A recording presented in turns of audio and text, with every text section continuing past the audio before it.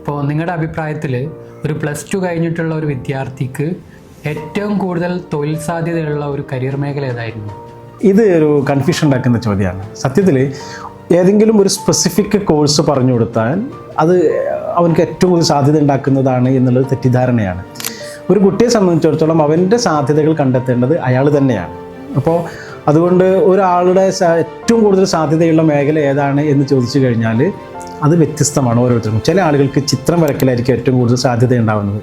ചില ആളുകളെ സംബന്ധിച്ചിടത്തോളം മ്യൂസിക് ആയിരിക്കും ഏറ്റവും കൂടുതൽ സാധ്യത ഉണ്ടാകുന്നത്. ചില ആളുകളെ സംബന്ധിച്ച് സ്പോർട്സ് ആയിരിക്കും ഏറ്റവും കൂടുതൽ സാധ്യത ഉണ്ടാകുന്നത്.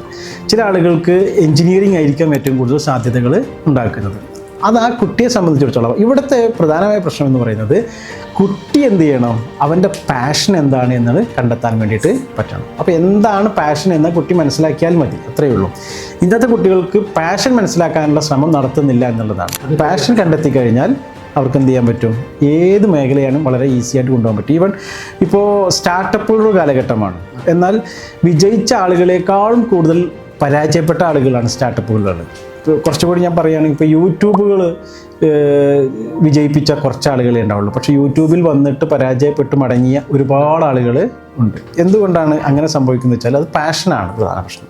അപ്പോൾ നമ്മുടെ ഫീൽഡ് എന്താണ് എന്നുള്ളത് നമുക്ക് വളരെ രസകരമായിട്ട് ചെയ്യാൻ വേണ്ടി പറ്റുകയും നമ്മൾ ഉറക്കമില്ലാതെ അധ്വാനിക്കുകയും ചെയ്യാൻ പറ്റുന്ന ഒരു ഇൻട്രസ്റ്റിംഗ് ഏരിയ ഉണ്ടാകും. അതാണ് പാഷൻ.